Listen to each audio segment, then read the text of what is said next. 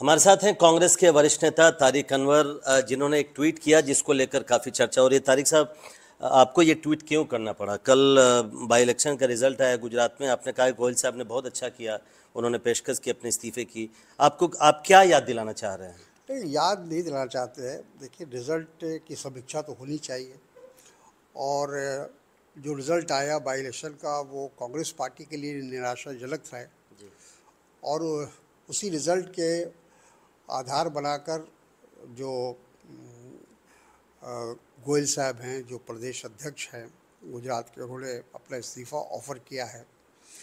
तो मैंने वही कहा है कि ये कांग्रेस की परंपरा है और इसको बने रहना चाहिए, क्योंकि 2019 में भी राहुल गांधी जी ने कांग्रेस अध्यक्ष पद से इसलिए इस्तीफ़ा दिया था कि उनकी अध्यक्षता में पार्टी हार गई थी। तो जब कांग्रेस अध्यक्ष इस्तीफ़ा दे सकते हैं और जिम्मेदारी ले सकते हैं, तो हमारे जैसे कार्यकर्ता को लेने में क्या जाता है और क्या परेशानी है। तो यही बात हमने कही है कि जो भी जिम्मेदार पद पर हैं उनको उसकी जिम्मेदारी लेनी चाहिए और नैतिकता के आधार पर पद को छोड़ना चाहिए और नए लोगों को मौका देना चाहिए। नहीं, लेकिन क्या ये जो नैतिकता का तकाजा है वो केवल बाई इलेक्शन तक सीमित नहीं रहे? आप अभी देखिए, कई राज्यों में चुनाव हुए, लोकसभा के भी चुनाव होते हैं, पार्टी को हार मिलती है। तो क्या ये एक मानक बनना चाहिए कि जब भी इस तरह का रिजल्ट आए? बिल्कुल मानक बनना चाहिए और जिम्मेदारी से भागना नहीं चाहिए। अगर हमको एक पार्टिकुलर जिम्मेदारी दी गई है और उसको निर्वाह करने में हम नाकामयाब रहे हैं, तो उस पद पर बने रहना किसी तरह से भी उचित नहीं है। क्या आपको लगता है कि जो समीक्षा होती है पार्टी में वो भी अब नहीं हो रही है? एंटनी कमेटी के हम लोग कहाँ गया वो रिपोर्ट मालूम नहीं हम लोगों को। इतने राज्यों में हार मिली लेकिन पार्टी समीक्षा अब नहीं कर रही है। नहीं, मेरा ख्याल है कि समीक्षा होनी चाहिए टाइम टू टाइम। जब भी कोई चुनाव होता है तो अगर उसके हार किया या अगर जीते भी है तो भी समीक्षा होनी चाहिए और किन का कारणों से हम हार रहे हैं इसकी भी समीक्षा होनी चाहिए। और मैं समझता हूँ कि पार्टी को ये काम करना चाहिए।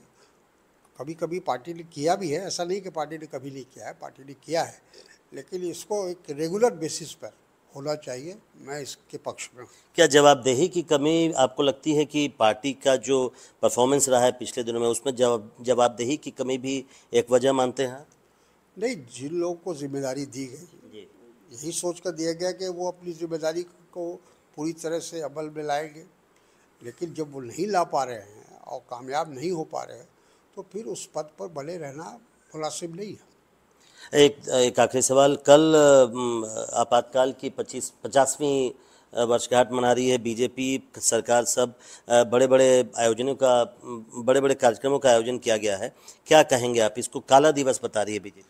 देखिए, आपातकाल आज से 50 साल पहले लगाया गया था। किस परिस्थिति में लगा था वो भी जानने की ज़रूरत है। दूसरी बात यह है कि उस आपातकाल के बाद 1980 में चुनाव हुआ। इंदिरा गांधी जो 77 में स्वयं अपना चुनाव हार गई थी, 80 में बम्पर बहुमत से वो जीत कर आई और एक बड़ी बहुमत की सरकार बनी। अगर इमरजेंसी इतना बुरा था तो फिर लोगों ने दोबारा इंदिरा गांधी को लाने का काम क्यों किया? ये एक सवाल है। बहुत बहुत शुक्रिया। तो नई दिल्ली से प्रशांत, NDTV इंडिया।